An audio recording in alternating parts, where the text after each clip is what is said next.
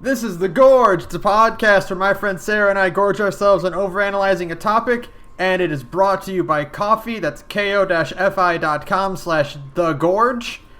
And, Sara, what are we talking about this week? Well, this week we're putting in Disc 2, and we are picking back up with Final Fantasy VII after slight technical difficulties last time. So we're just gonna resume where we left off and just kind of keep gushing about this game, and I guess Disc 3 can be when the remake comes out. Unless we somehow find ourselves needing to talk about this for another 2 hours. Which, I mean, I probably could. Yeah. You know? This is kind of like a weird non sequitur, but like bear with me for a second. There's a great YouTube video out there in the ether called, Metal Gear Solid 4 was a mistake, or something like that. It's by this guy named Steak Bentley. And he talks for 3.5 hours about, like, all of the myriad flaws and, like, good things in Metal Gear Solid 4. And I was like, 3.5 hours is excessive. And then I listened to it, and I was like, yeah, okay. And I realized I could probably do a 3.5 hour video about Final Fantasy VII, just, like a full hardcore breakdown of why it's the greatest, ever. Because I do genuinely think it might be one of the, like, in the aftermath, now that I've had more time to think about it, and, you know, people's takes have come in on Twitter since the remake has come in, I do genuinely think it's one of the greatest JRPGs ever made, if not, maybe the best, depending on my mood. I think easily, I think it's probably one of the most influential games ever made. Yeah, 100%.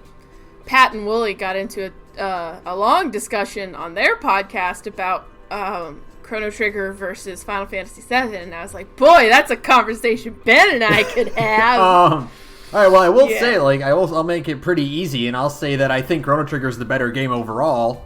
Okay. But I think Final Fantasy VII has way more impact. I think... because a lot of... Well, for one thing, you can easily say Final Fantasy VII is more well-known than Chrono Trigger. Because it has more sequels. Yeah. Womp womp. I think, and this is, of course, we both have our biases, I do think Final Fantasy VII is the better game. Even though I will give one thing to Chrono Trigger in that it is a more tightly told story. Chrono Trigger is, like, on a, decent run, you can get it done in, like, 20 hours, right? Yeah, like, I can do 10. Yeah, but like a comfortable, just kind of taking your leisurely time playthrough. Yeah, it's about 20 hours. Yeah, and I think FF7 can clock in, one, it is shorter than I remembered, but two, it typically clocks in at around 30 to 40 hour mark. And it has its moments where it just kind of stalls out and takes its time, and so I think Chrono Trigger has better pacing overall. But in terms of, like, a story that I am personally more interested in, and gameplay mechanics that I just think are better, I think Final Fantasy VII is the better game for me. I mean, like, I like time travel, but, a lot of the pacing issues are because it is an SNES game versus a PlayStation 1 game, and PlayStation 1 JRPGs have very weird pacing. Because just kind of in general. Because they didn't know how to make them, and it has weird slow animations and all sorts of, like, loading issues and stuff that are way better on a modern console because you have a button that makes the game go 3 times faster now. Yeah, that's, like, a huge problem with old PS1 RPGs is when you go back to them. Battle transitions take fucking forever. Oh my god. Like, it's like, do I want to use this magic spell? No, because that'll take 10 seconds. But it's also, like, back in the day, we didn't... I mean, yeah, if you had played a lot of Chrono Trigger, but I didn't play a lot of Chrono Trigger. Final Fantasy was one of my first hardcore video games, and that is part of my nostalgia and my love for it. But, I mean, a lot of people just didn't know any better. Yeah, battles took a long time, because, like, we didn't realize that there was a better option. Poor Chrono Trigger did not have the impact it maybe should have. Yeah, I mean, we talked about this during the Chrono Trigger episode where it's like, boy, a lot of things Chrono Trigger did should have just become staples. God, of the but JRPG could you imagine genre. like some kind of team up limit breaks in Final Fantasy VII? God, right? See, like that. Well, you have this whole thing where you have a materia system, and the materia system is built on linking attacks. So you should be able to link party attacks. Like, I know. Final Fantasy VIII toyed with the idea of timed hits, which is another thing I like in a lot of JRPGs. What two systems? The only two games I've ever played really lean in on it. Lost Odyssey for the PS3 and Xbox 360, and Legend of Dragoon for the PS1. Both lean in really heavy on timed hits, and Final Fantasy VIII kind of toys with it with the gunblade, but that's kind of it. Now, since you mentioned it, now is my time again to say that Paper Mario: The Thousand Year Door is one of the greatest JRPGs of all time. I need to play it. I mean, I have such a laundry list of video games. One of our beautiful one of our beautiful people on Ko-fi bought me Bloodstained, so I can play Bloodstained. So it's like I got a lot of other video games to play. I know, and also it's not helped by the fact that, like, Nintendo refuses to re-release Paper Mario: The Thousand Year Door on anything. God, it's only on GameCube. Why? On anything. The Paper Mario, the N64 one is on Wii and Wii U, but they don't release Thousand Year Door. I don't get it. I don't understand. It's a good game. I know it's a good game because everybody tells me it's a good fucking video. Game. Oh my god, we've already just, put up the John Boyce tangent discussion board because we're already there, baby. But no, FF7 is one of the greatest games ever made. Yeah, we were talking about Red 13 and how I think that he's great because he's a 46-year-old character. His character is 46 years old, but he acts like a teenager, and you meet him and he's this like kind of like refined, sophisticated, badass, like talking animal type thing. And then you go to Cosmo Cannon and he's like, "Hi, Grandpa, I'm back. I'm home." I love him. It's like that. If you're gonna have I don't like mascot characters, and I guess technically Kate Sith is the mascot character. And also, I think I've been pronouncing Kate Sith wrong for like 8,000 years, because apparently it's like Kite-Shi or something like that, because it's like a Gaelic word. Yeah. But I will never ever pronounce it like that. Like, fine, Square Enix, you'll get me on Aerith. I'll switch over after all this time. I'll never call it Kite-Shi. But I'm gonna be playing the remake, and I'll be like, "There's Kate Sith." But no, Red 13 is the ideal mascot character in my mind because he isn't like annoying, and he's mostly just cool. Kate Sith. Fuck, I've already had a little bit of bourbon. Red 13 is like what Rapide would be if Rapide could talk. I was literally about to say Red 13 is just a Rapide that talks. And it's perfect! You either have like your mascot character be just a dog, which is why Vesperia rules even with its myriad problems, or you have it be like the cool badass talking animal type, because Red 13 rules. He's just cool. His design is really, really good. What's that Brian Gilbert VGD thing where he's like... He's talking about Sif? Sif is a giant dog with a sword! Fuck yeah! Fuck yeah! That's it!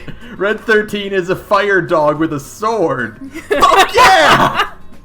He's so cool. Like, and all of his limit breaks are really useful. The fact that you can learn haste kind of early, not learn, but you get haste kind of early with his second limit break is like a godsend. Yeah, man, I love that dog. He's so cool. I mean, it's weird how cool he is for being just like a little kid. And the thing is that FF7, when you go back and you replay it, like it is a Final Fantasy game. And the thing with Final Fantasy games, I've always said, is that Final Fantasy games are more concerned with their worlds in general over their characters. Like, characters are still important, and I think after 8 was when they really became like they got more development. But FF's, like, Final Fantasies are, in general, more concerned with establishing, like, their worlds to be very concrete places versus, like, Tales games, which the worlds are just kind of like a flimsy excuse for character drama. Do you know what I mean? Yeah, well, it's a difference on emphasis in what you want your story. And I think, I guess the way to put that is, like, this game's our Final Fantasy, and they're about the fantasy, whereas a Tales game is about the tale. The story. It's about the story. It's not the destination, it's the journey, and kind of how people change as they go over the course of the story, versus a Final Fantasy game, which is, it's about these fantastical worlds that are completely different. So when you go back and you replay Final Fantasy, you realize that character moments in general are a little sparse. I mean, in 7. Other games, they get better character moments. But in general, the character moments in 7 are a little bit more sparse, but when they happen, they're way more punchy. But when you try to think of, like, cool moments that every character gets, there's really only, like, 1 or 2. And there aren't, like, a ton of, like, memorable lines. And most of them happen to Cloud. Oh, poor Cloud. You poor, sad bastard. I don't think there's a Final Fantasy protagonist who gets it as rough as Cloud Strife. I mean, maybe Noctis, because spoilers, he dies. Well, and also so does Tidus. Yeah, but Tidus doesn't count because he comes back at the end of the sequel, and I don't like Tidus. Is the other thing. I guess I kind of have to admit that. I don't really like Tidus, so I'm just kind of like, go away. But I really like Cloud, despite him being a huge prick and then being a huge dork and then just kind of being like a sad bastard in all of the post Final Fantasy compilation stuff. Which, I mean, that's understandable. I would be sad too if I had been through everything Cloud Strife goes through in this game. Yeah. Because boy, this game puts this kid through a meat grinder. Yeah, it does, actually. A lot of bad things happen to Cloud. Almost, like, you don't even realize the extent of, like, it's like, oh, that's fucked up. Oh, that's fucked up. And it just keeps going. Like, the part, God, I still remember, I don't know, they're not going to put this in the remake, but boy, after he gives the black materia to Sephiroth, he just starts beating the shit out of Aerith. Yeah, that's not getting in the remake, so, like, y'all. I put that in my notes too because I was like, I don't remember that happening, I know. And then I saw it, and I'm like, well, what are they? And it's like he's probably gonna like backhand her. Oh yeah, or he's gonna hit her like once, and then maybe like pull his sword on her, maybe. Yeah, but like no, in the base game, he just like starts wailing on her. I mean, he literally beats the shit out of her. It's actually pretty shocking. And then this is also the part where Kate Sith shows up again. It's like, hi guys, I'm not dead. It's like, would you go away? Nobody wants you here. You're having a moment. I did. So, but before, like, speaking of that, before that, I want to express this note before we lose this topic. And I wrote, speaking of Kate Sith and his sacrifice, I wrote, Kate Sith Morden's soulless ass. Please, Kate Sith wishes he was as cool as Morden Solus. Because getting, like, his, like, quote-unquote death, like, sacrifice, like, playing this, like, now after Mass Effect 3. Yeah. And I'm like, this is a lot like Morden's sacrifice, which in Mass Effect 3 was one of the best moments in an otherwise, like, not great game. Morden is the highlight of the entire Mass Effect franchise. And then this part where Kate Sith is dying is a horrible part in an otherwise amazing game. It's like, if they had done the part, okay, two things. One is that Kate Sith is like not a character. He really doesn't even have a lot of dialogue in this whole game. So like the thing of him like being like, I'm off to die would have been more impactful if like we had known this Kate Sith and then the other Kate Sith that came back was completely different. So that could have been like, oh, you're like a different thing. It's like that Nier Automata problem. But no, because, I mean, like, put a pin in that. We'll come right back. But two, they waited like 5 minutes. Okay? It would have been slightly more impactful if we didn't get another Kate Sith until, like, disc 2. you know? Because suddenly it's like, oh fuck, we're down 2 party members. It's like, this is a really grim time. But, on the other hand, and I think we talked about this, like, years ago, but the idea of it being that, like, Kate Sith's sacrifice being treated as a punchline, and then he comes back immediately, like, that puts you in a mood set, which then gets horribly subverted when Aerith dies for good. Yeah, that is true. That is true. It's like, oh, no, death in this game isn't a joke. So, I guess I get that. But, let's go back to that pin, like, real fast. The other problem with Kate Sith's, like, quote-unquote death is that it never really... Did we talk about this last week? The fact that we don't really know, like, the extent of how much Reeve is actually in control of this fucking robot. We didn't really get into it. I think we brought it up. We didn't really get into it. How much is Reeve in control of this fucking robot?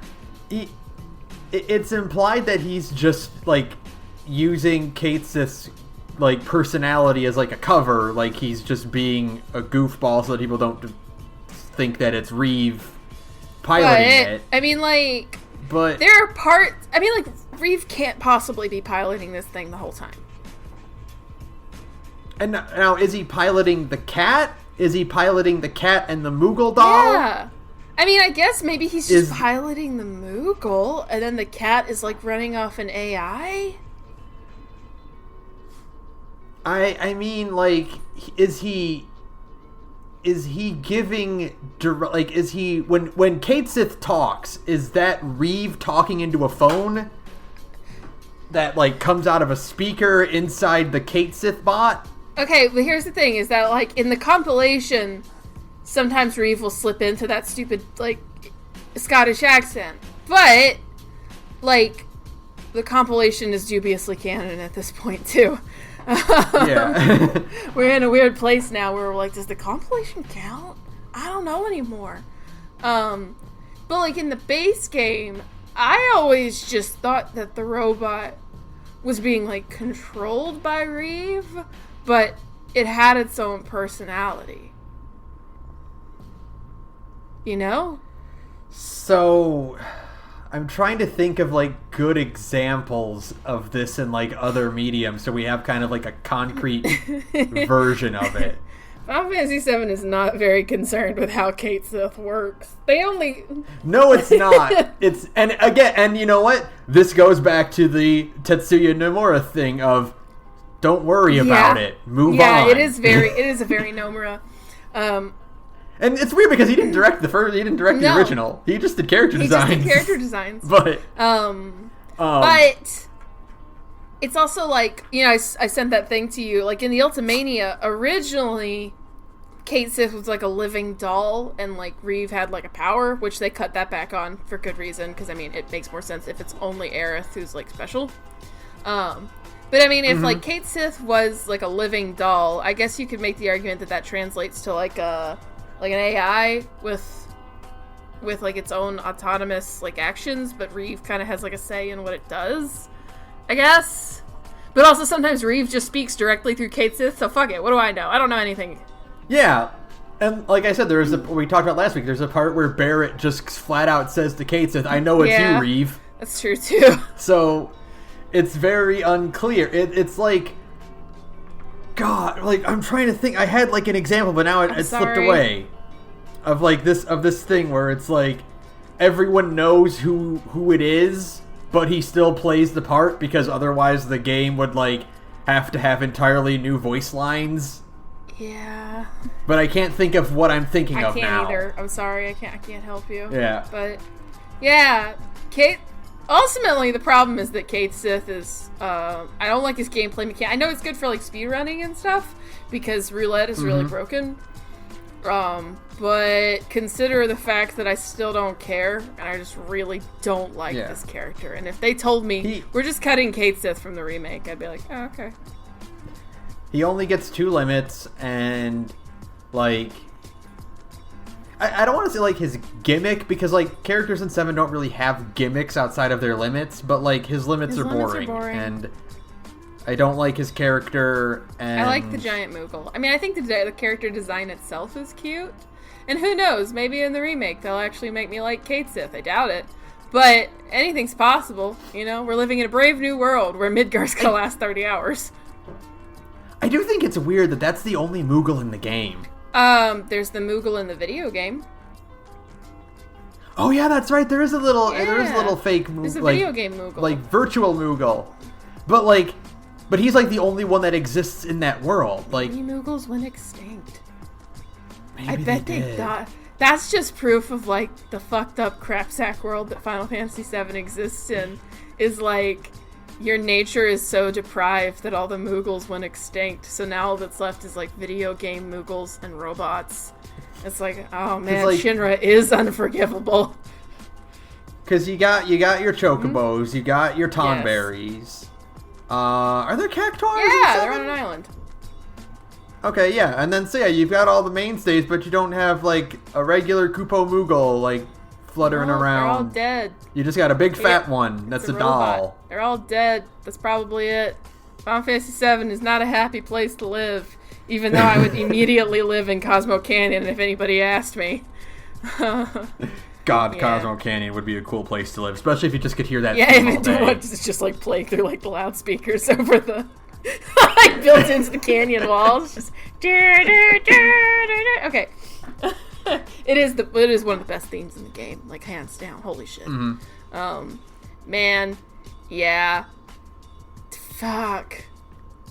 So I'll go through my notes. Yeah, give me, because you've got more structure than me, and it kind of because otherwise I'll just start rambling. So, well, yeah, I mean, because like we'll throw structure out the window. So like these aren't really in any specific order, just thoughts I wrote down when I thought of them. So we talked about Cloud's flashback in Calm, and how that's going to be like fucking batshit crazy, and dude, between that and the trip through the live stream with Cloud and Tifa, like Nomura is directing this game. Tetsuya Nomura is directing this game. The man who built his entire series, an entire JRPG series around, oh, you thought that's what it was like? I'm so excited. Oh, you thought that's what happened? Well, time to take a trip through the Mindscape. I'm so excited for fucking Sephiroth in this battle system as like an ally character. Right. Like, God, that's gonna be insane. And you're not gonna be able to swap to him. That's the thing. You're not gonna be able to control him. Well, no, of course not. Like, you're never gonna be able to do that. But like, he's still going to have like a quote unquote ally moveset, and like.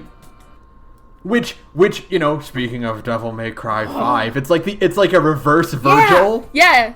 Because it's like, oh wow, he's got a moveset. Like Virgil is like, oh wow, this is a great boss fight, and he also has a moveset in 5 that you can kind of hack in. But with Sephiroth, it's like, oh wow, he's got a moveset as an ally. They're gonna use that moveset when you fight him as a boss. I don't know. Here's my thing. I don't know. I still want it to be a curb stomp. Well, I'm like going back and forth because like the final thing in the mind, and like the whole point is that it's a shadow of Sephiroth. It's a shadow. It's just Cloud finally putting his demons to rest with Sephiroth, and you Omni Slash him, and that's all it takes. And even if you are slow or you're checking your phone at the time, you'll just counter hit, and then it'll be over. But like, I don't know. I kind of want a Virgil 3. I do kind of want a Virgil 3. Like. I kind of want it to be just like you last like X amount of time and then you own the shit out of him, you know? Well, what if they do the 5 thing? Where like, because in 5 it was you fight Virgil as Dante, and then Nero comes in with the best DT ever, and it's still a badass fight with Virgil. But it's also like a curb stomp. It's kind of a victory lap. Yeah, 100%. So what if they just do that, where it's like, Sephiroth is walking slowly towards you while he slowly draws his katana. That's what I want. I know! The one thing I want is I want Sephiroth to slowly walk towards Cloud. The Shinra is gonna get the slow walk, and we're all gonna lose our goddamn minds. Okay? I want it to be like in the fucking void of the live stream, and Sephiroth slowly walks towards Cloud, and then And then you just get a boss fight that's kind of a victory lap, but also like kind of a cool duel thing. I would like a true duel between Cloud and Sephiroth. Like in my heart, I know I want that, even though like to stay true to the spirit of the original is to just have it be like a definitive, like Cloud kicks the shit out of Sephiroth, and I like that too. Don't get me wrong, but I really like Devil May Cry. But it's been 20 years, and I want something new, and I really, really like Devil May Cry 5 like a lot. So if we could just like repeat that a couple times, that would be cool. And since I did bring it up, we gotta do it now. I want like 2 more Rufus fights.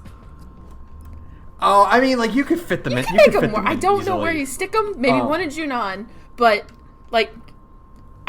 I just want another Rufus fight, man, because it's going to be really baller at the end. You realize that's going to be the final boss, technically, for Midgar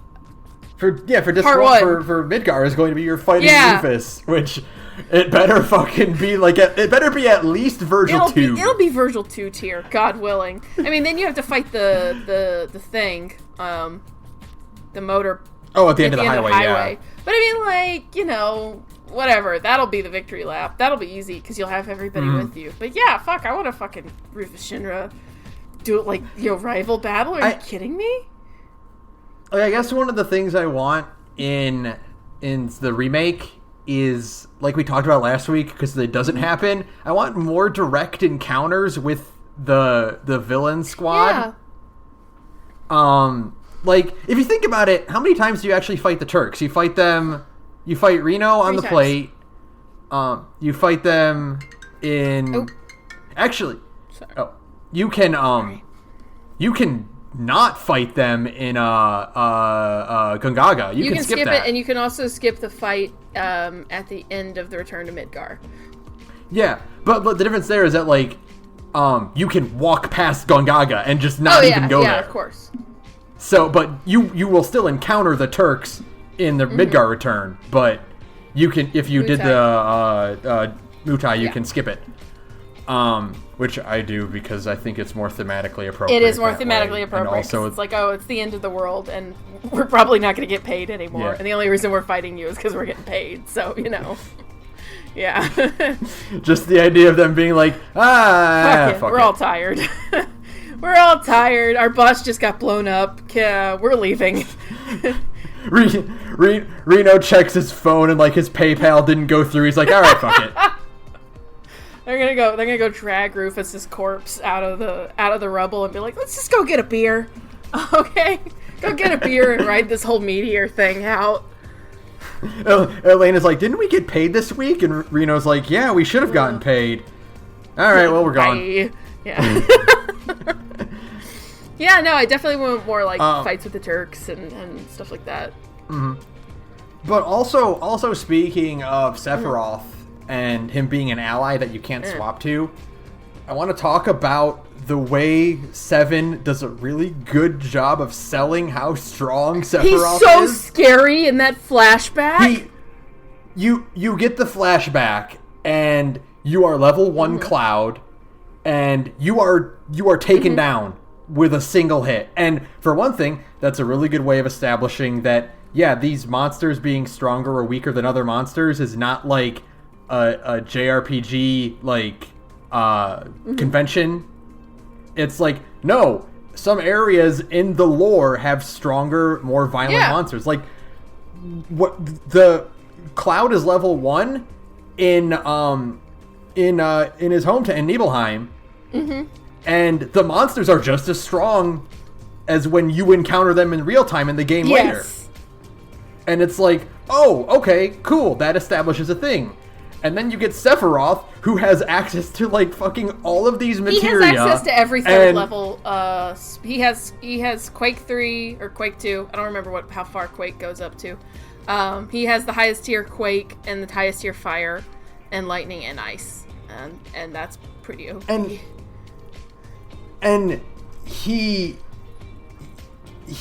cannot be controlled. You don't, because he's so above you that you can't even give orders to him. You don't get to be Sephiroth. Like, you never get to be Sephiroth, because Sephiroth is too much for, like, the player. It's such a good way to establish that, like, he's on another level. He is, like, the scariest dude who's ever lived, and he's a stone cold badass, and he rules.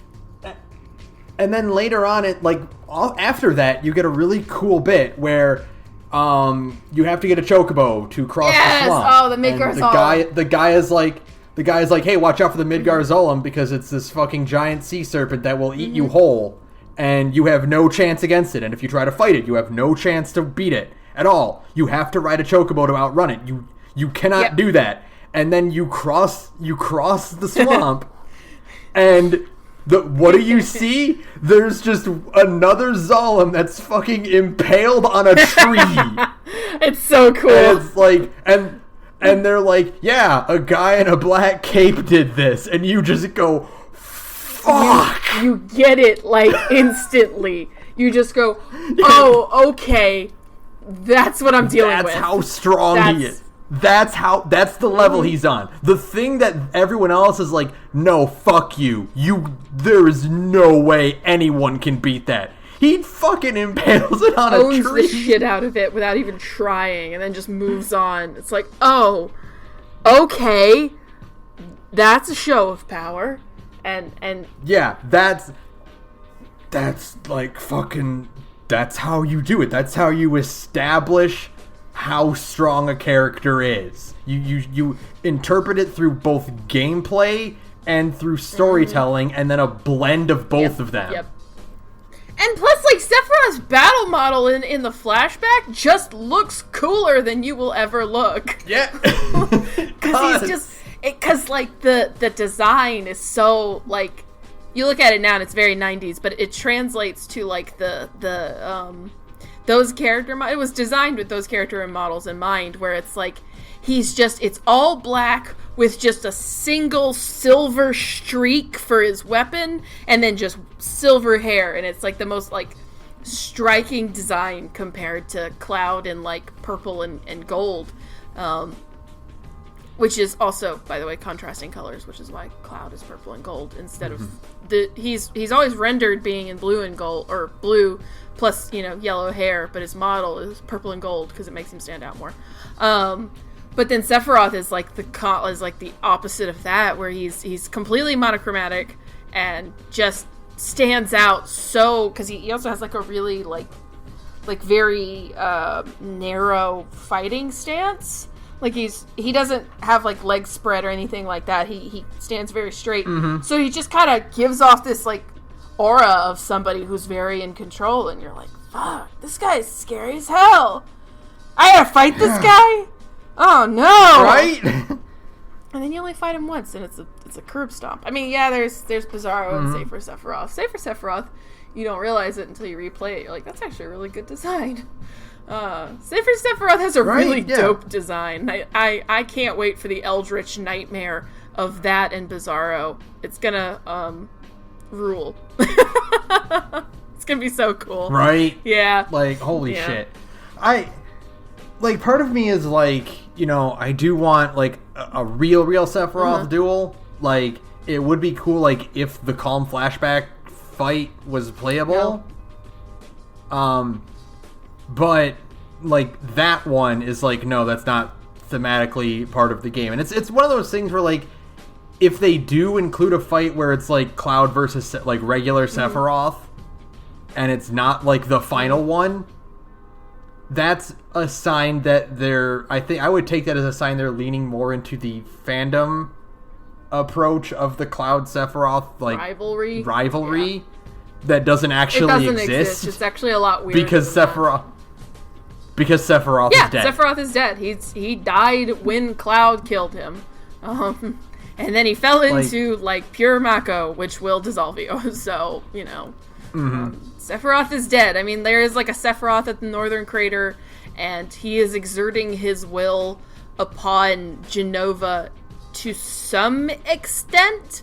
It is a little nebulous as to who is actually the more in control between him and Genova. Like, you really don't get the idea. Because, like, the reunion is happening because the Genova cells are calling all of the clones, including Cloud, to Northern Crater. Like, that's why the reunion happens.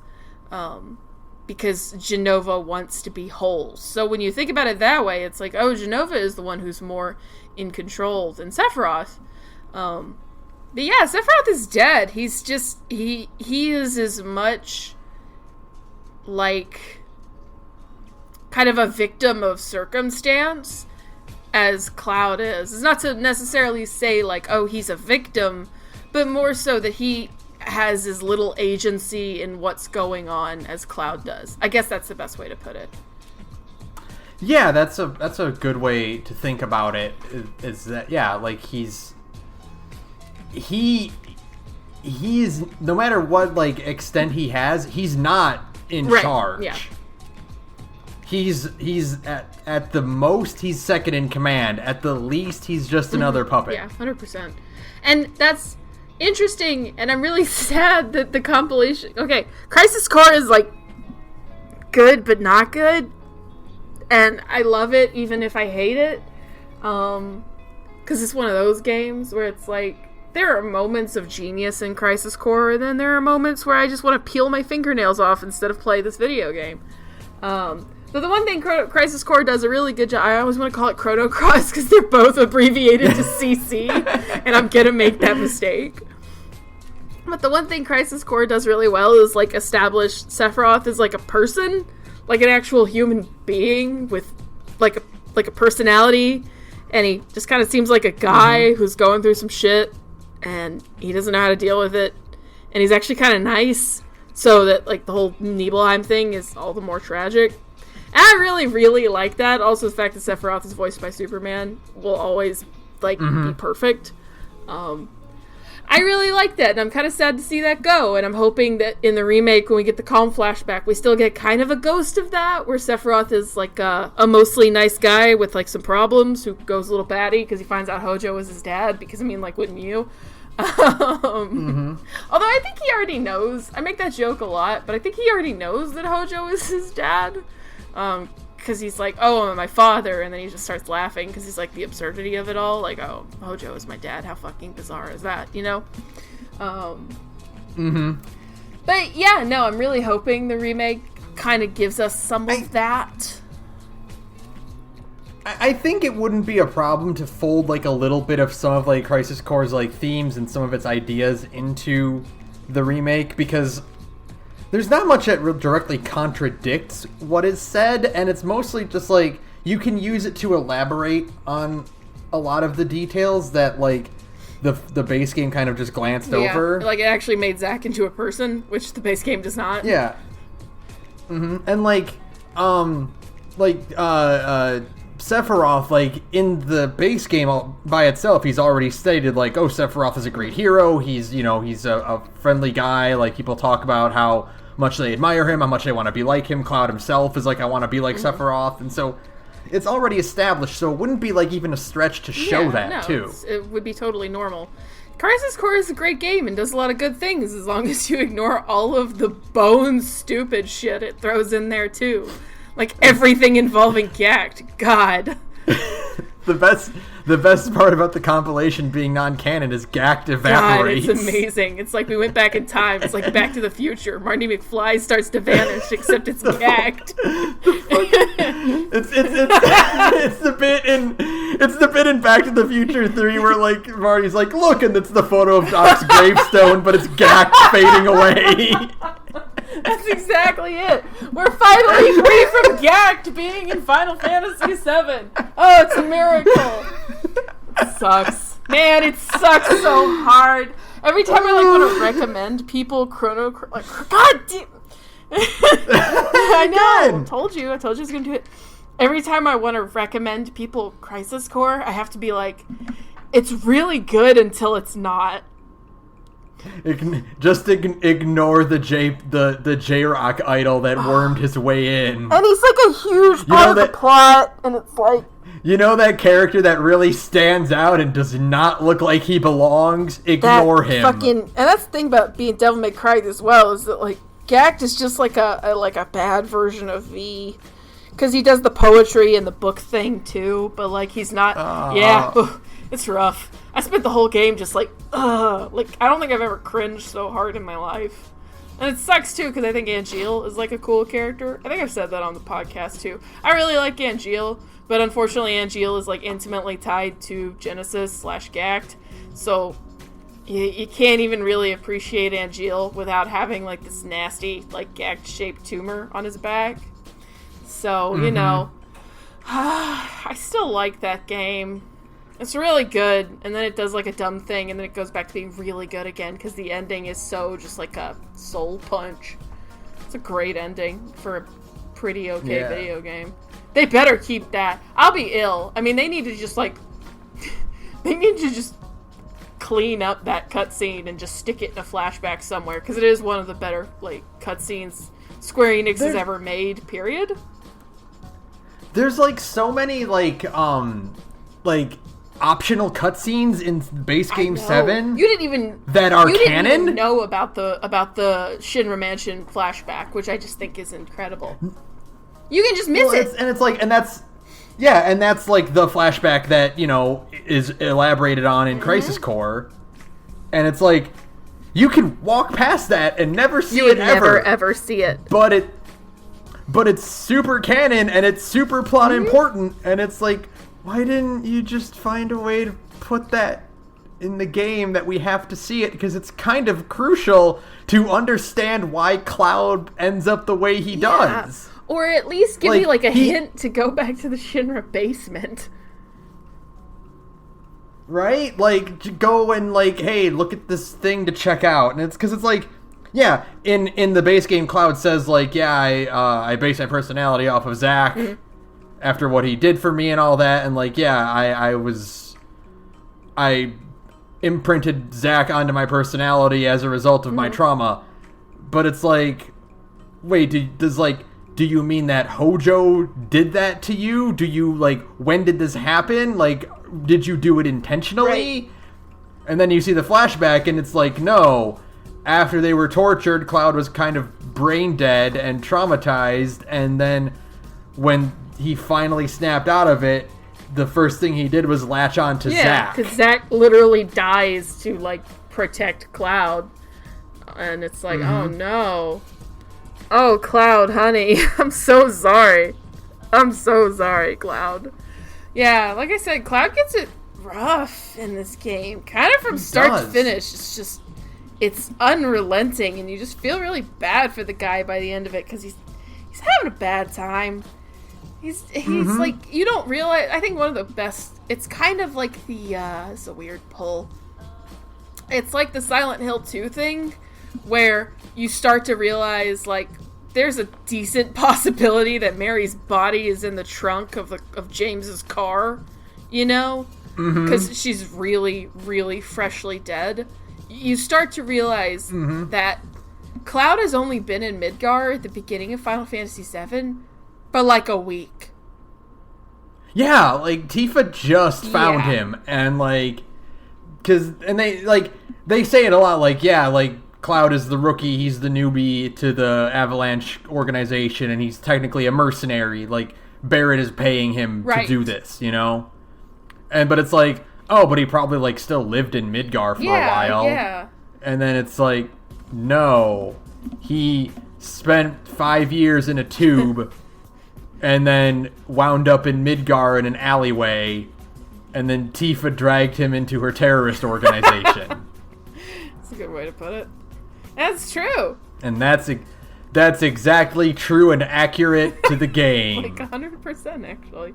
And it's like, oh, that's why Cloud is such a weirdo, and why he has so many like these moments where he can go from being like a goofball to a total asshole, like on a dime. And it's like, what is wrong with you? Oh, that's what's wrong with you. Okay, carry on then. You've got some pretty valid reasons for being that way. You know, I think it's funny, and I wonder, like, I really want to, like, I know there's like a retranslation mod for the game. Final Fantasy VII is weird, and I think a lot of people's like perceptions of it is different, because for one thing, there's no voice acting, so you can never interpret tone. And it had a not bad, but like a very early mid-90s translation where we were still more willing to kind of like play with localization and kind of change things up to make it funnier or more westernized or whatever, you know? So I'm not saying like there's not like a lot that's like inaccurate, but it's also like it's kind of hard to get a read on certain characters because we don't know their tone, we don't have any facial cues to go off of, and we have very limited like animation in these characters. Right. So it's very interesting like how many like to like determine like the characters' personalities. Yeah. As a result of this, and especially with Cloud, who goes through like a lot of mood swings. Yeah, I'm really interested to see how that's all going to play out in the remake too, because Cloud has like actual, legitimate like PTSD mood swings. Yeah, you know, like the real kind, where one minute he's fine and the next minute he's acting like a fucking weirdo. Like he has like horrible reactions to certain imagery. Like there's that bit early on where you're in Shinra HQ and you look at Genova in the pod, and Cloud freaks out, and Barrett just goes, "Where's its head? Stupid. This is stupid. Let's move on." I love Barrett. You replaying this game as an adult is so enlightening because you realize Barrett's one of the best in the game because he's just so over all of this dramatic shit. Like the bit, I mean, after Cloud wakes up from his freak out where he gives Sephiroth a black materia, he's like, I don't know if I trust myself. Barrett's like, buddy, we're on this train and it's going 800 miles to Stupid Town. You're either on it or you gotta go. You know? Right. It's like, yeah, Barrett's right. There's really no getting off now, man. You're gonna have to see it through to the end. You can't abandon the adventure now. I love Barrett in this game. He's amazing. I'm so excited for him to get more, like, character. Because Barrett's got the problem where his storyline kind of happens on disc 1. And then after that, the whole thing with Dine and Corral. Corral, yeah. Like, yeah, that all resolves quickly, and then Barrett just kind of is a party member after that. Yeah. Yeah, so I'm interested, but I mean, Barrett still gets to be, gets to be cool and important. I do like the part where Cloud and Tifa are both AWOL, and it's like, who's gonna be in charge? And Barrett's like, I don't want it anymore, man. Yeah. He's like, I've been in charge, and I'm not doing a great job. I don't want it anymore.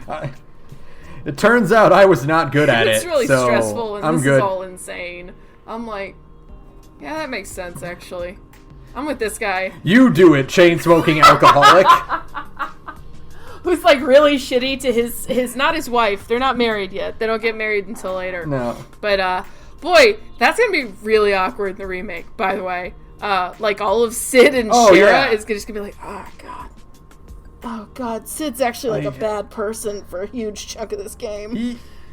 He kind of is, yeah. He is very verbally abusive. I mean, it's like straight up abuse, is the thing. Yeah, like, it's not even sugar-coated. Like, he's just verbally abusive to her. Like, he just calls her, like, worthless and is really horrible to her, and it's actually kind of uncomfortable when you're 30 and you're like, oh, God. Right? Oh. And when you're looking at it not in 1998 glasses and you're like, oh. Yeah, it's pretty rough, actually.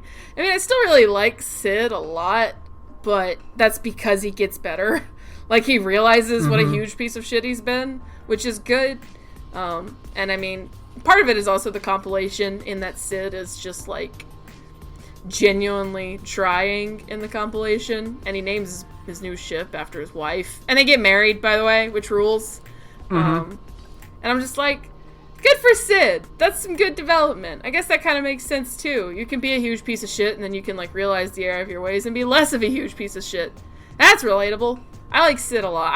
Sid a lot. I'm excited for remake Sid. I hope they find a way to at least show him in Midgar, even if maybe he's not, like, a character. Because I just miss I miss everybody, Ben. it would be really, really rough to not see some of these characters for years. You know? I mean, at the minimum, and this is like optimistic. At the most optimistic is that 2 years between part 1 and part 2. Realistically, more like 3 to 4. You know? Yeah.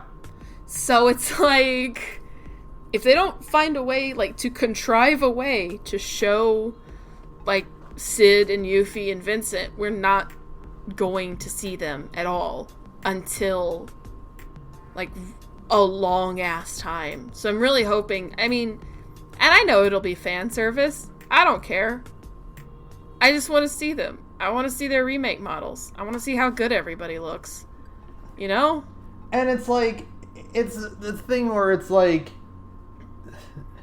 like we said in the first episode when we started, you can play 7 on everything. It's been re-released and redone. Like, it's been ported to fucking everything available. Yeah. So the remake should not be afraid to mix things up like that. I agree. Find a way to fit them in. Like, if I won't be mad. When they're talking about, like, how, oh, the remake is a reimagining, we're replacing all the voice actors for this game only because we want it to be a different entity than the compilation. Yeah. Like, and like we're going to retain those voice actors for other, like, Dissidias and Kingdom Hearts and stuff, and whatever promotional stuff they throw in there. But, like, we want a brand new cast for the remake specifically because we want it to be a whole new thing. Like, to me, that says, like, yeah, put plot elements in a different order. Like, have us go to different places at different times and, like, mix up the party mechanics and stuff. And, you know, give us the thing where, like, Pat talks about it a lot with RE2, where he's like, a base game RE2, everyone knows where everything is. Like, you know where the first liquor shows up. And then that's why when you're playing the remake and you go down the hallway where the first liquor shows up and the liquor's not there. And you're like, oh, shit. Right, they changed it just enough. That's what I want. I want it to be like a reimagining. Mm-hmm. Or you know, like, where he's like, oh, you go down the hallway and the hallway's blocked off. And you go, oh, shit. It's not the same. It's different. Oh, fuck. That's what you want in an ideal circumstances. Like, that's what you want for your game. Yeah, when I play, like, obviously there's going to be some conventions that are changed because it's completely different game system, you know. But I also want, like, I want that moment where, like, the story is progressing and you go, wait, that doesn't happen then. Yeah, exactly. Or like, wait, they didn't say that then, and you go, oh, fuck. That's what I want. Yeah, 100%. I think that's going to be... And I mean, they're obviously willing to do that to some extent because of the black cloaked figures we saw harassing Aerith, which are...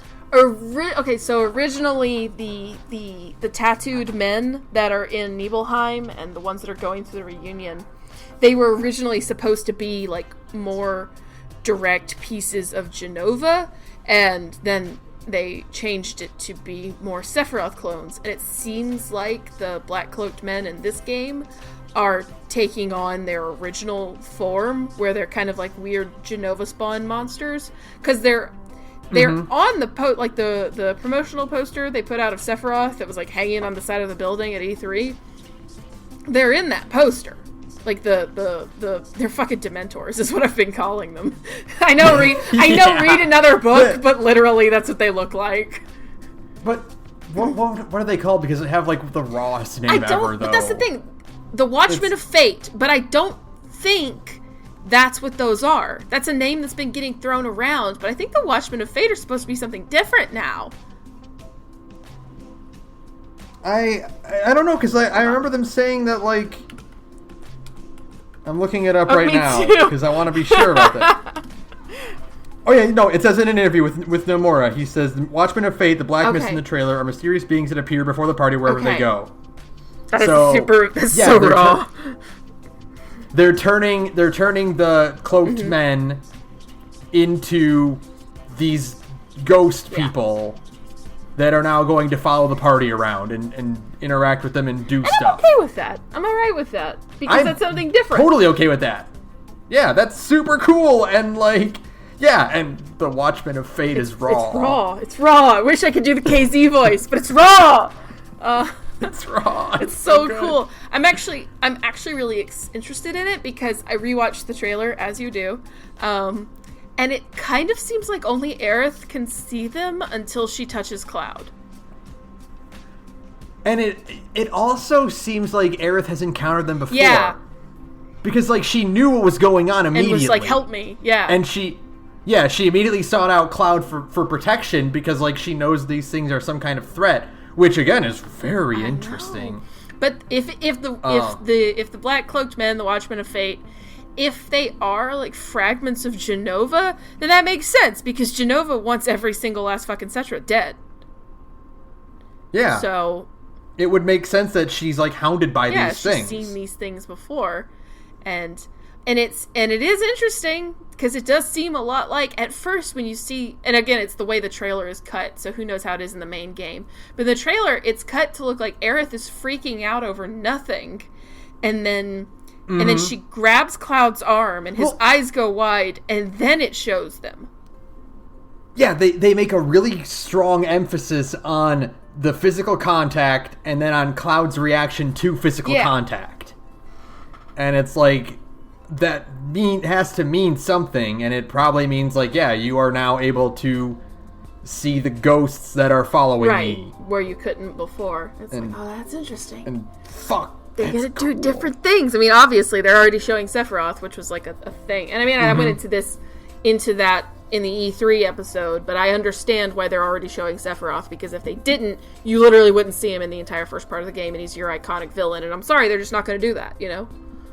Yeah. Oh, yeah, of course not. It's not the same as not showing Vincent, Yuffie, and Cid until the second one. It's you can't not show Sephiroth. is integral to, like, the mystique of Final Fantasy VII at this point. Like, you literally could not do the thing where you don't show him. So if they're going to do this, then they've got to show him in a different context. And I really like the idea of Sephiroth being the embodiment of Cloud's fucked up Nibelheim flashbacks. I really, really like the detail that the alleyway that Cloud is in is not actually on fire. Cloud's just imagining it. That is really strong. That's super good. It's a pretty powerful little hook. So I am ecstatic to see what they do with the remake, just to see the different approaches they take, because I think the deal is that I've been kind of having this feeling about Link's Awakening for the Switch, which is, this is a weird non sequitur, but that's what we do on The Gorge. It's fine. Hold on, stay with me. I like the look of Link's Awakening on the Switch. I don't like that it's a 1-to-1 remake. I can kind of feel that. Like, if I wanted to play Link's Awakening or Final Fantasy VII as they are unaltered, you would just play them. I would just play them the way they are, because it's like, and if I want to look kind of fancier, then I install some fucking mods. Yeah. Now it does look like Link's Awakening is at least adding a lot of stuff. It's adding the DX content and some, like, it has a whole dungeon maker system. So it's probably not going to be exact. It's going to be like 1-to-1 to a point, but like it's kind of like the Chrono Trigger port for the DS, where it's like it's the same game, but here's some more stuff stapled onto it. I mean, that's fine, but I also feel like I was listening to somebody else talk about it. Maybe it was either the Easy Allies guys, or the Giant Bomb guys. I can't remember which. But one of them was like, okay, cool, you're remaking it 1-to-1. I'll just be able to blaze through it because I have Link's Awakening memorized because I've played it so much. And it's right. It's like, oh, I get that. There's very little sense of exploration. I mean, it's obviously not for them, but at the same time, if you're remaking the game, do something different. So that's what I'm saying. In regards to Final Fantasy VII, is you are remaking the game. You have the opportunity to do something different, because if you want to play Final Fantasy VII purist, you can play Final Fantasy VII because it's on everything. So just do that. And I guess, like, that's kind of a cool tangent to go off of, though, is that we have a lot of rewords now, and they all mean different things. Like Link's Awakening is a remake, and Final Fantasy VII is a reimagining, but it's labeled as a remake, but it's like, it's rebuilt from the ground up. Like, it's totally, there's not a single, like, gameplay system, as is in 7, that exists in the remake. Apparently the materia system, according to Kitase or Nomura, in a really recent interview, apparently that is going to be almost exactly the same. I don't know how that's going to work. Like, I guess, like, it just sets your abilities. I guess. But... I mean, I'm excited. I can see how it would work, and I can see how it would work in an action game context, because it's just, you're just setting what magic you have available to you, and like what else comes up in the tactical mode menu will just be controlled by what you have set as materia. You know? Yeah, I can see that so. where you program to steal. You can't just steal unless you have like the correct materia set up to constantly be trying to steal. I mean, it makes sense in my head. In execution, we'll see, but I am intrigued by the idea of materia coming over almost exactly the way it was before. Mostly because I think the materia system is almost flawless. Materia system is really fucking good. It's nearly flawless when you like really think about it. Yeah. So, but we talked about that last week.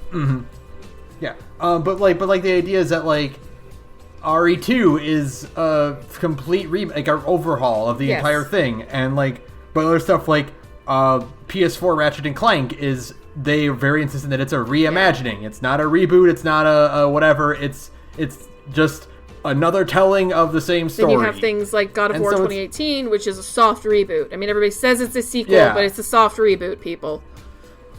Because going forward, that'll be the new style of God of War.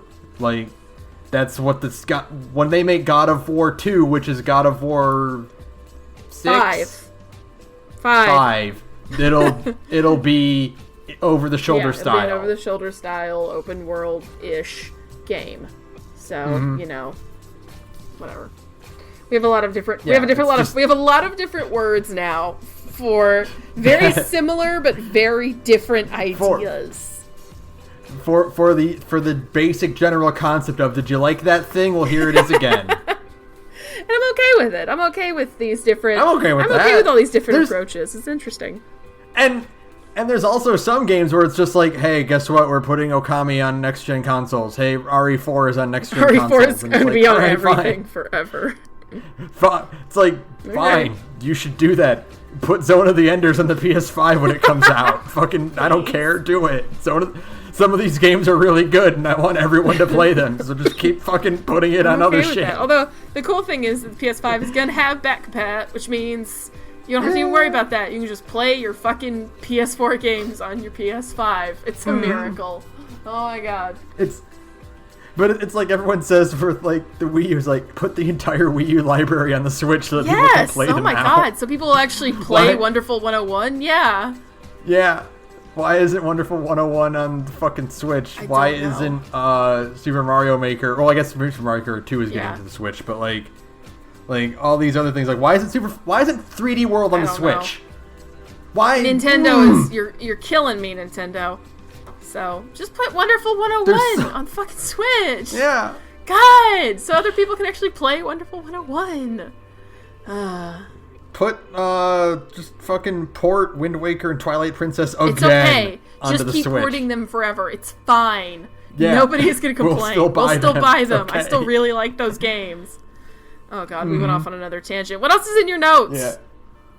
Oh yeah. Speaking of Barrett, and how great of a character he is, another thing I'm excited for the remake is the part where he fucking goes apeshit after the plate falls. Oh god, it's gonna be so raw. And I mean that in like the actual definition of like raw emotion.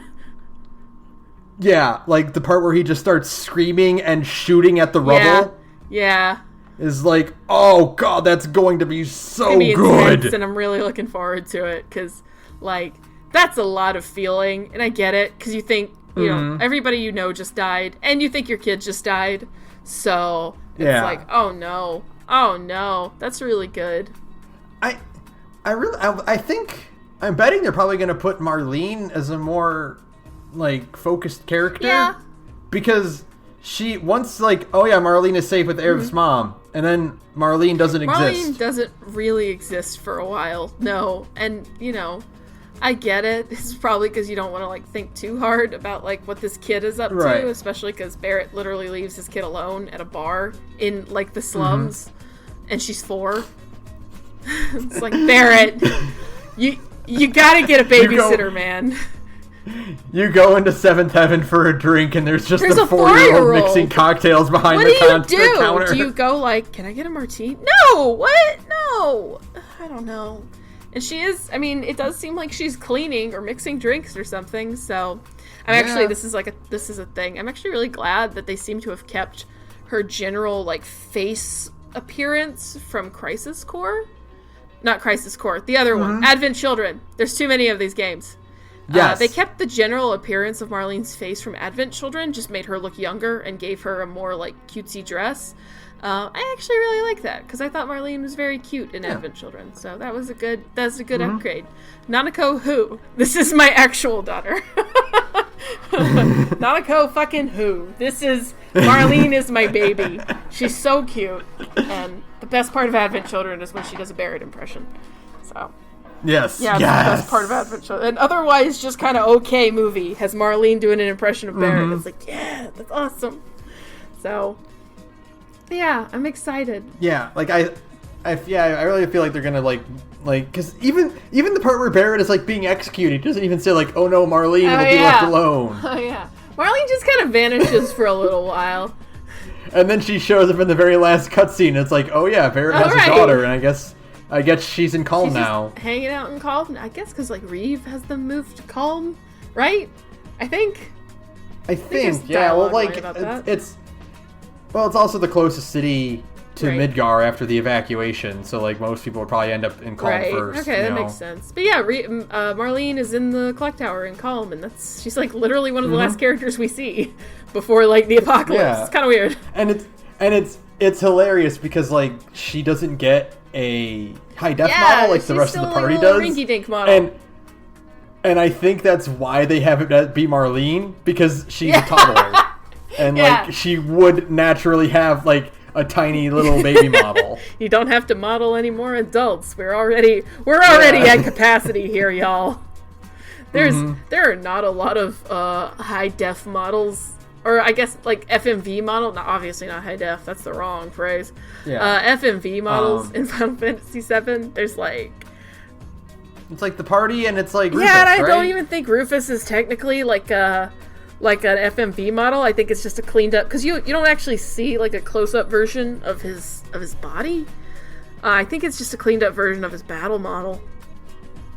It might be. I think so. You see his face for, like, a half second, and then he gets blown up. Yeah. So I think it's just the party, really. Like, I'm pretty sure if you showed me that model, it could say, like, yeah, this is battle model.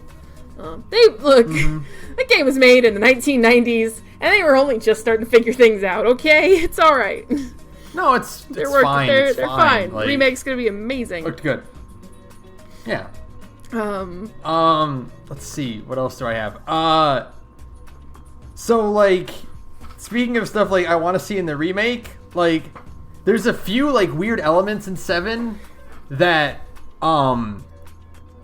like I don't know how they're going to adapt them, because I don't remember who I was listening to talking about this or where I saw it, but it's like kind of one of the difference between like mid 90s JRPGs, like early PS1 era, and modern RPGs is that those older ones were very much like not afraid to throw random elements in. Yeah, they were a little less cohesive. Mini games and like there's and like side quests and all these weird things where it's like, here's a small mechanic that we built and it's in the game now, and it's like, outside of like Kingdom Hearts, like you don't see those in a lot of more streamlined JRPGs nowadays. Like you think of like a modern Tales game like Berseria or Exilia, where it's like you don't get a point where the gameplay genre shifts to a whole new thing. Yeah, exactly. And not a fully fleshed thing, but there's a snowboarding mini game in 7, and it's pretty extensive. They are obviously bringing back some of it to some extent, because we saw the motorcycle sequence in the trailer. Yeah. So the motorcycle minigame is still there in some capacity. I'm wondering how they're going to end this game. That's my thing. My biggest... the thing I'm the most curious about is how they're going to end this game, because I feel like ending it with the boss at the end of the highway will be kind of anticlimactic, because it's just a big fucking robot, you know? Like, the robot is not important. That's a good... Like, how are they going to end this game? That's a good question, because, yeah, you're right. Like, do they shift Rufus to the end of the highway? Because you gotta have it be on the fight of top of Shinra balcony. It just looks cooler that way, mostly. I really hope they don't move it, because I think that's a cool place to have a rival fight. Put a pin in that one. It is on a balcony overlooking the whole city. I think that'll look really dope in the remake. It's gonna be really intense if they don't move it. I hope they don't move it. I don't know. I mean, it could be some kind of, like, weird Genova. They could maybe have, like, you know how, like, Disc 1 ends with a Genova fight? They could contrive some kind of Genova fight, you know? Yeah, maybe instead of a robot, it's a Genova thing. Some kind of, like, weird Genova monster. Escape. It would actually be kind of dope if you, like, came to a screeching stop at the end of the highway and you're, like, expecting to fight this robot, and then suddenly this horrible, like, mutated monster comes out and just starts thrashing it, and you're like, oh, fuck, I guess we gotta fight this instead. Might be neat. So we'll see. I'm excited to see how it goes. Yeah. But what I was gonna say is that, like, there's certain bits in the base game that, like, Fort Condor. Oh, they're gonna cut, like, Fort Condor. Like, they're gonna change that. But, like, I mean, like, Fort Condor is one of those things where it's like, you know, it's one of the best examples of, like, here's a weird gameplay thing that exists in 7. And when you're talking about, like, we don't want to cut anything, like, the idea of turning that into just, like, a bunch of battles. Yeah. Feel like... I don't want that, because, you know, if they're going to say we're not going to cut anything, we're going to put all the weird stuff in, like, I want that to be true, and I want it to have... I feel like they're gonna cut that down into just some battles. Just... I want it to be the like weird RTS. A weird minigame. I want a bit where you have a fucking submarine battle. Yeah. Oh god, I totally forgot about that one. You know, there's a whole underwater section on the world map, and you can explore, like, sunken submarines and shit, and it's like, you can't cut that, but, like, at the same time, like, if they put a world map in this game, it's going to be gigantic. It'll be too big. There's no way. Like, I don't know how they're gonna make it work. Will it just be, like, connected overworlds with, like, you can't, I mean... Unless they just do something fucking bonkers, you are not going to be flying around with the fucking high wind. No, there's no way they could, like, there's no way they could fit it. I mean, I could maybe see that you're flying... The one thing I could see maybe happening is you get the high wind and you do get to fly, but you're, like, really high up and you just can't land anywhere. You land in, like, certain places that will put you in, like, a field map, like a really big field map, you know? What did they do? Well, for 10 and 10-2, they didn't have a world map. Yeah, you just had a map and you picked another thing. So they could probably do that, and, you know, 10 and 10-2 didn't have a world map. You just walked everywhere. So I guess they could do that, and it's still... You know, 10 did a good job of making the world feel very big still. I mean, that's what they do with, like, the Tales games these days. Yeah, and, same with, like... I mean, I guess they could do, like, a 12 thing, too? Yeah, 12 and 15 both had huge field maps. That's all it is. You just have, like, really big interconnected field maps that will load you into like, a city map, you know? That's probably what they'll do, and then when you fly, either you'll pick from a list, because you still had to pick from a list in 12, Or I could see it being like a different point of view where you're so high up that all the towns look really small, and you just have like certain areas where you're allowed to land. You can no longer land anywhere you want because that would be too much. So instead, they're just going to let you load into certain areas, like certain drop zones, and then they just flavor it as the high wind is huge. Just say, like, you can't land it everywhere. Yeah, it's like, the high wind needs a flat plane to land on, so you can't. We'll see. Yeah, no, I am really curious to see how they're going to do certain stuff like that and how it translates. My cat keeps attacking my headphones cord. Will you please stop that? Yeah, no, I'm hoping to keep the snowboarding minigame. I will say, and I've said it before, that having a snowboarding minigame approximately 15 minutes after Aerith dies is maybe a little gauche, and maybe they should put that somewhere else. Maybe they should make that a minigame you unlock later in the game, and have Cloud get down from the mountain another way. You could probably just leave Icicle Inn, like, on foot or something. Yeah. Because it is kind of weird to just have, like, a fun SSX Tricky. And Aerith is probably not even, like, started to decay. It's kind of like, chill. Right. Chill. Okay, FF7, I know you have a lot of minigames, but take a breath. This too is weird. Yeah, like, instead of going to, like, borrow some kid's snowboard, is weird. Yeah, and then use that to go down. Instead of doing that, maybe just don't, and just have the minigame be something you can play later on when things have calmed down a little. Maybe after, if you go back to Icicle Inn, the kid will be like, you beat up those Shinra guys, that's awesome, have my snowboard. And it's like, snowboarding minigame unlocked. Cool, thanks. That's different. Maybe take a minute, kind of let me, like, digest the fact that a major party member just died before I'm, like, doing sick tricks off the slopes, man. We're in the fucking X Games all of a sudden. Right. Yeah. I will say, to this day, it just blows my mind that they just straight up fucking kill Aerith. Like, they just do it, man. I still don't think many JRPGs do that to this day. They are too afraid to take away a character that you pour time into. And Final Fantasy VII went, fuck your time, we're killing Aerith. And someone pointed out on Twitter very recently where it's like, that's going to be weird in the remake, because you're going to get like, wow, I wish Aerith didn't die because I like her gameplay style. But that's part of it! But it's like, that's going to be a weird sentiment to have, because in 7 that wasn't the point, because they all play basically the same besides their limits, and no one was like, oh man, I'm going to miss Aerith's limits. But that's actually not true, because Aerith is the only character in the party who is basically a dedicated magic user. Like, even if you stripped all of her materia off of her, she just does not have enough high attack score. Aerith was always meant to just be a solid magic character, so she, more so than pretty much anybody else in the party, actually did have a play style. And that is the point, I think, was that you were supposed to be left feeling like the party when Aerith dies, where suddenly a pretty important member of your team has been removed and you are left floundering. It's this idea of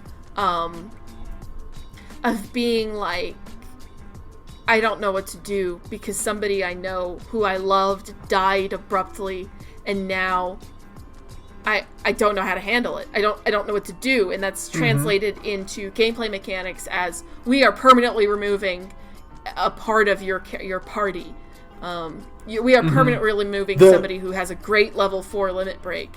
The 3x3 grid has a space that's empty now, and it can never be filled. And it's like, oh, that's intentional. This is all by design. You are supposed to feel like you have had an integral part of your party removed, because this game, like I said, does not do a lot of character stuff. I mean, it has some really good character moments, but it doesn't focus on character elements the way later JRPGs do.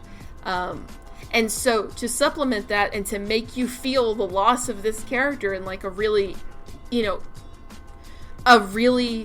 genuine way, they go, we take this character who is your primary magic user and we're just gonna take her away, and you don't get any say in the matter. You don't get to reverse it. It does not get better. Somebody just died. You don't get a substitute. You don't get a similar character who plays suspiciously similarly. Kratos and Zelos. Yeah, they're just gone. And that's life. Everything that you wanted to know about this character is over now. It is death. In every single meaning of the word. It's like you don't get to advance this character anymore. You don't get to see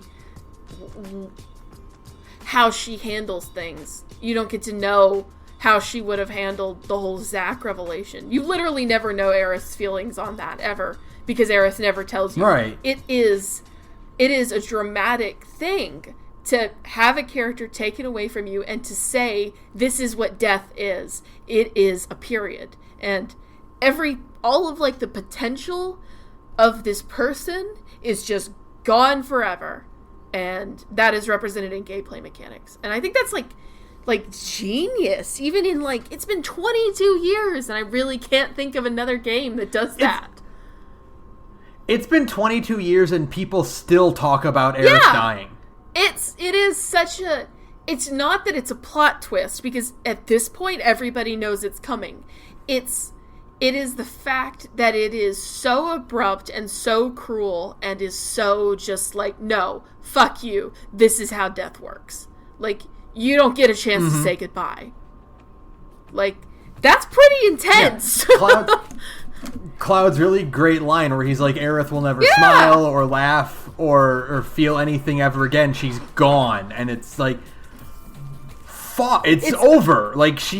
She's not gonna be in the game anymore. She's not a party member anymore. You can't get her back no matter what you do. And you never really get to know... I think it's really genius. You never get a flashback of what Aerith was planning. You only get to infer it through what she was doing. You never get to know what's going through her head. The moment Aerith dies, Aerith becomes a huge mystery to the entire party, because she's gone. That is just a mystery that will stay unsolved for the rest of your life. It's almost what was that? It's like this is a game where magic is real and all this stuff, and it's usually with this kind of thing you get a Force Ghost. Yeah, but there's no Force Ghost. Yeah, no, there's no resolution. There's no oh, it's fine, you can let me go. There's nothing like that. She's gone. She's gone, and she comes back for a little bit in Advent Children, but that's a different thing. Even then, you don't even really get to have a conversation. You just see her for a second. Yeah, it's oh, okay, that's it. But it's God, there's no... Do you even get to tell her mom? I don't think so. I think it's just inferred that somebody else told her. Probably Reeve. It's so you don't even get that closure. It's just she's gone. It was very abrupt. It was very messy, and you don't get a chance to get it back at all, and ever. It's that's actual death. That's a pretty intense thing to stick in your JRPG. And I really, really like it. I like that they never walk it back. They never give you insight into Aerith's head. I think probably one of the greatest tragedies of Final Fantasy VII is one that goes really unremarked on. It's the fact that Aerith dies, and the next town you go to is the town that tells you about her dad. Yeah, it's you, and you find that in the hotel. Yeah, no, it's in Gast has a house in Icicle Inn, and you can watch videos of Gast and Ophalna being a happy couple, and he's interviewing her about the planet and etc. and weapon and all this stuff, and it's Aerith literally never got to know her dad because her dad got killed 20 days after she was born, and literally right after she dies you find videos of her father, and it's oh, that's a huge tragic thing. She literally never even got to know him at all. Her mom died when she's 8, so it's so abrupt. It's just oh, it's just a tragedy. That's all it is. It's an actual. Yeah. It's really not even played for, like, dramatics or for, you know, the old phrase man pain. It's just played as, like, what it actually is, which is, like, a huge tragedy, and you can't get that back. You can't turn that back and make it better. It just is what it is. Forever. It's, like, thinking about it now, and because I always find a way to connect the two, it makes me think of scene from Amazing Spider-Man, the original comic run, where Norman Osborn dies, the first Green Goblin dies, and if you've seen the Sam Raimi film, the first one, where his death is this big dramatic moment where he is impaled by his glider, and there's music and all that, and it's a dramatic thing. In the comics, that happens in the span of a page. It's a span of panels. He gets hit and he dies, and it's over. And it's like, that's it. It's done. It happens that abruptly sometimes. That's how death works sometimes. You don't get final words. You don't get a chance. Aerith didn't record a message to pass on to her friends in case she died. Yeah, they just have to infer what she was planning. She was gone, and you find out more about her after she's gone. You find out too late. This bit about her birth and her parents, and the thing that, like, really bites about that, like, it really stings, is that, like, it doesn't matter. You now know who her mom and dad were. It doesn't matter. Yeah, she's just dead. gone. It's like you can't even tell her any of this stuff. Yeah, it's just a tragedy. Like, watching those videos doesn't do anything because she's dead. It's like, oh, it's fucked up. It's great. I mean, it's genuinely great. It's great. It's great in the fact that it doesn't matter. Yeah, it's genius. It's really smart writing, and it's really impactful, and you spend the rest of the game just going like, man, I wish Aerith were here. It's like, oh man, if she were here, things would make sense. We could sort this out more easily because she knows all this ancient stuff, but she's gone, and everybody is just kind of like flailing to try to figure out what to do without somebody to kind of steer them, because a lot of this was kind of built around, like, Aerith being like, oh, I know where to go because I'm etc., you know, and now it's just like, oh, we're just kind of flailing. Nobody knows what to do until the very end, and then at the end of the story, it's Aerith. Aerith is the one who saves the day. It rules. That's the thing too, is that, again, it's not like It is easy to say to have the main character's love interest, because Aerith is a love interest until she dies, to have the main character's love interest die in the middle of the story is a pretty hardcore version of fridging the love interest. You know, it's the woman in the fridge trope, but it's not, because, like, at the end of the day, the party just beats Sephiroth because Sephiroth is what's keeping Holy from being cast. They save the world, but also, no, not really. The person who saves the world is Aerith, because she's the one who cast Holy when she died, and she's the one in the live stream, like, making it happen.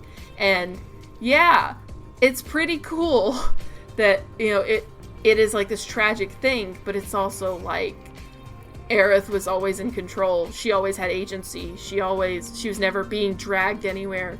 She was doing all of this of her own free will, and she never did anything to, like, guilt trip Cloud, even after Cloud beat the shit out of her, you know?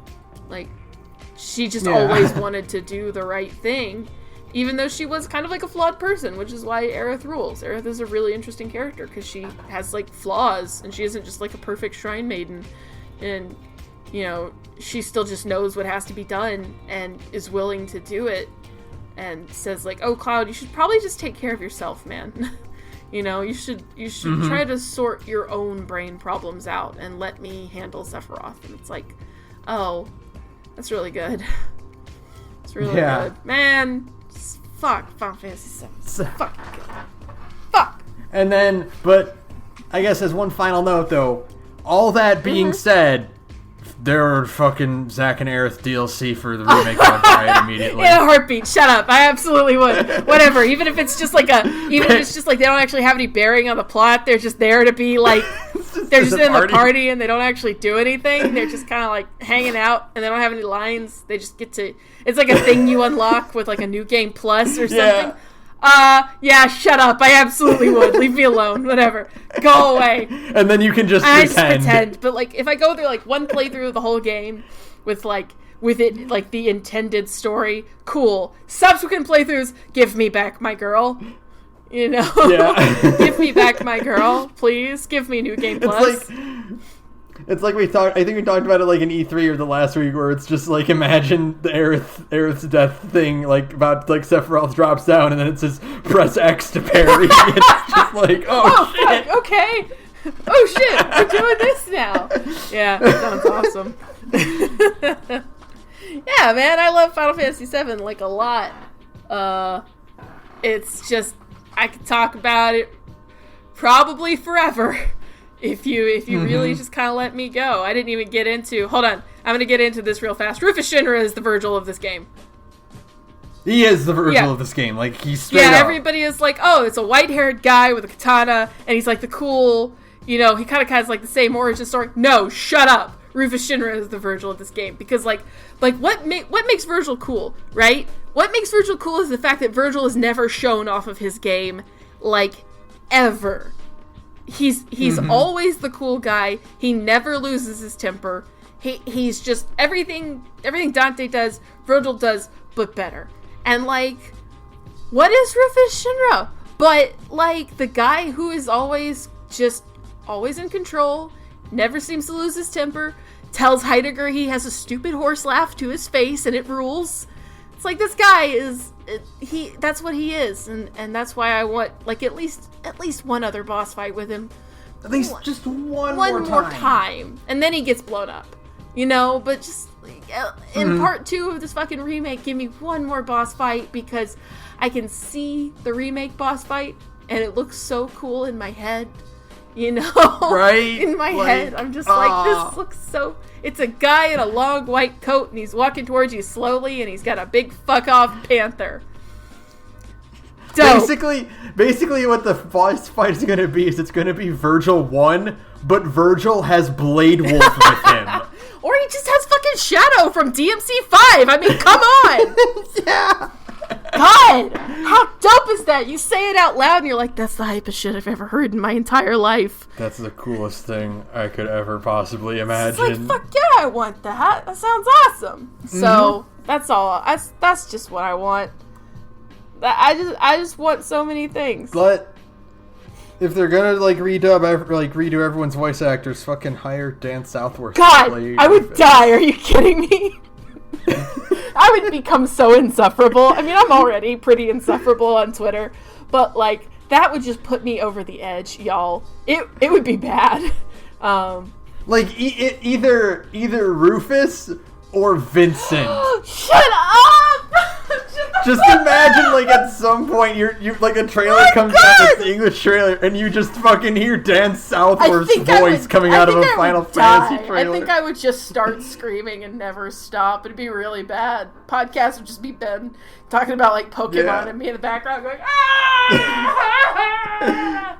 You know? Oh, man. No, what I learned, actually, what's, like, blowing my mind about this fucking remake is, like... They got Gideon Emery, who plays Balthier in 12, and he plays Fenris in Dragon Age 2. And he has, like, the most buttery, smooth fucking voice on the planet, and he sounds so cool. And Gideon Emery is playing Biggs. They got Gideon Emery to just play, like, essentially a red shirt. Sorry, Biggs, but it's true. Like, what a waste.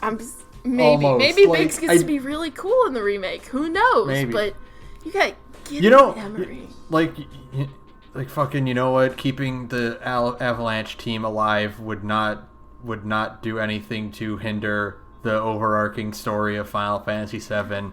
You can keep them alive. It's fine. It's okay. I mean, I wouldn't complain. You know? No, I mean, like, that wouldn't ruin the integrity of the overall narrative. Yeah. They can live. It's okay. I mean, you know, it's fine. Fucking, I just think, like, you got Gideon Emery to play Biggs. Of all the characters in Final Fantasy. I mean, the only thing I'm kind of bummed about is it's like, Quentin Flynn is not going to be Reno. That's going to be weird. I'm going to be really sad about that one, because, like, Quentin Flynn. I mean, Axel and Reno are literally the same character. Nomura even said so. Like, it's like, you gotta break the rule and at least bring him back for Reno, you know? Because, like, who else is gonna play him? I can't think of anyone else. Anybody else. It's like, I don't know. I really hope. it just would be weird. It'll just be really weird to have somebody else do that voice if that's the route they go.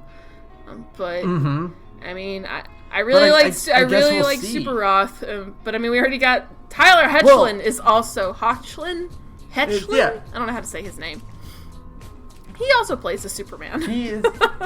Yeah, he is also. So like, it's fine. We still have a Superman, but you know, like.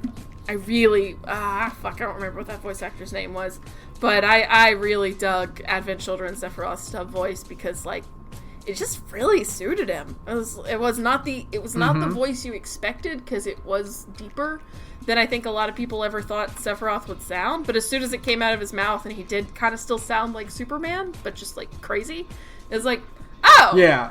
That actually makes perfect sense. Okay, sure, I'm on board.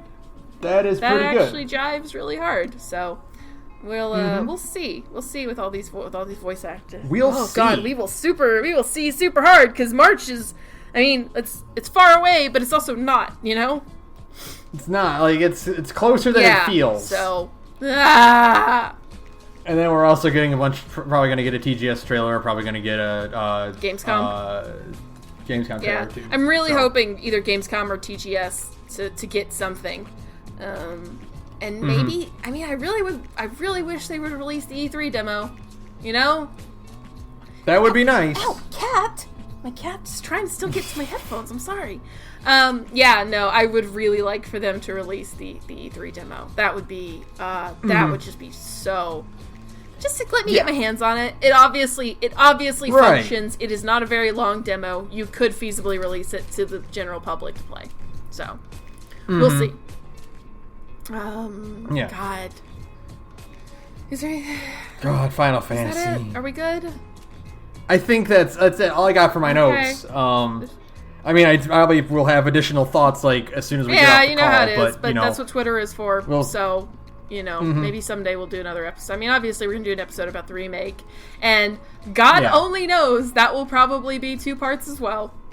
So, but for now, it's been 1 hour and 35 minutes. We already talked about it for 1 hour and 45 last week, so I think we're good. Final Fantasy VII is real good, y'all.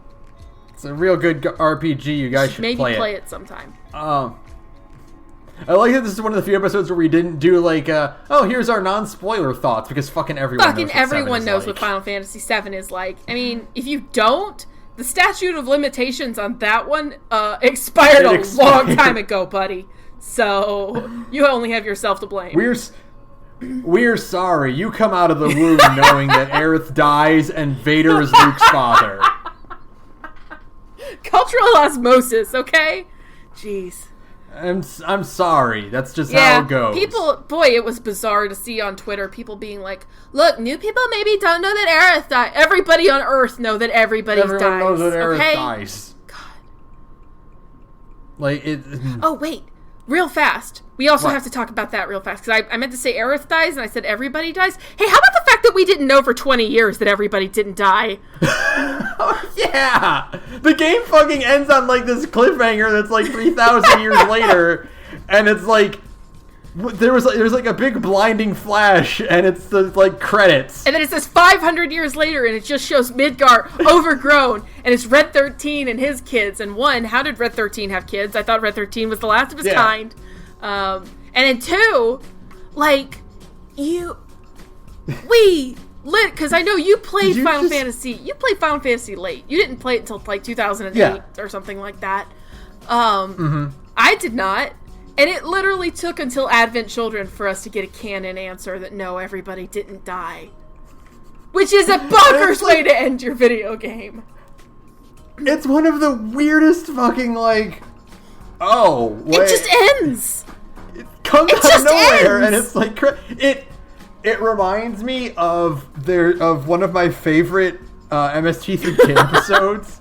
The Horrors of Spider Yes. Island, which you should watch that one. That one's great because like it ends with like they get on a boat and they're sailing off, and then it just credits happen, and Crow's like, wait, so that's how you're gonna end your movie? All right, get bent.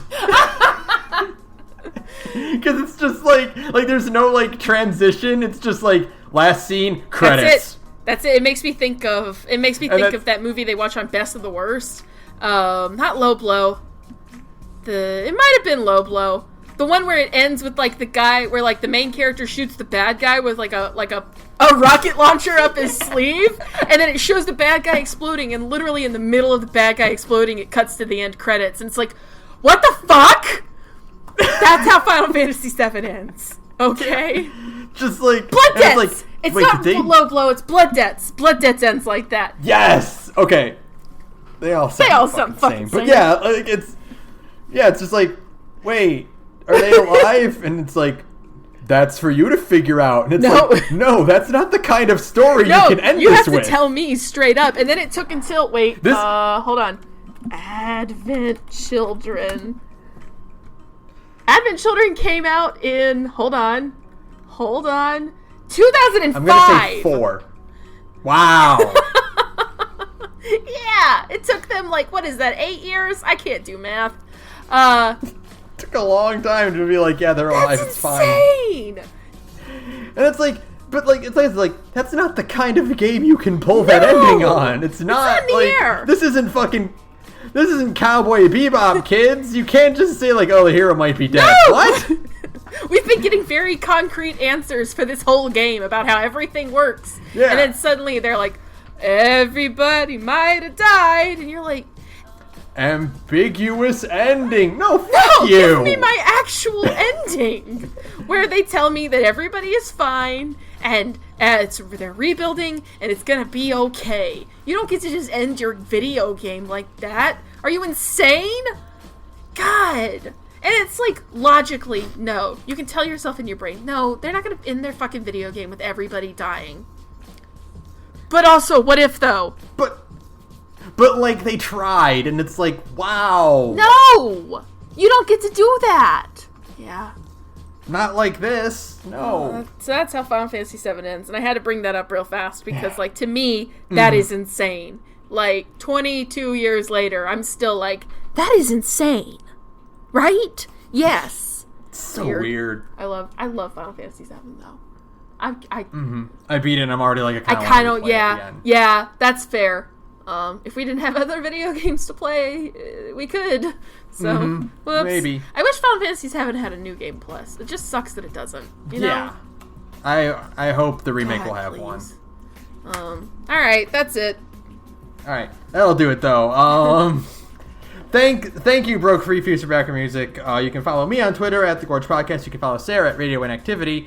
And if you want to listen to Sara talk about other RPGs, but they're not video games, they're tabletop ones, you can listen to her other podcasts. Hey, I'm in another podcast called Big Gay Nerds, where me and a bunch of cool queer friends get together and we play tabletop games. Right now, we're in the middle of our Blades in the Dark campaign, a 1800s pseudo-steampunk themed RPG based around games like Dishonored and Stealth, focusing mainly on like doing cool heists. It's a lot of fun. You should come check us out. We all do really dumb character voices the whole time, and it rules. We're at Big Gay Nerds on SoundCloud, and you can find the links to the rest of our social media from there. Thanks. All right, that'll do it for us. Oh, do you? Oh my god. Fuck Vincent's save. That minigame's horseshit. Yeah, it sucks so much. Here, do this puzzle in 20 seconds, and the dial is like really sensitive, and if you go over, you can't go back. Redo it. Also, you can't just like exit out of, like if you fuck it up, you just can't hit O to exit out of it. You have to still put in the rest of the combination and then just have the game tell you, wrong. And you're like, motherfucker. And then that boss fight is also like not like easy. And yeah, and then there isn't a save for a while either, so you're just kind of having a rough time the whole time. It's like, God, I hate this game sometimes, even though I love Vincent. I do it every single time. I do this for you, Vincent. I love you. I hope you understand. And Vincent's just sad in his basement. Oh. Good night, everyone. All right, good night.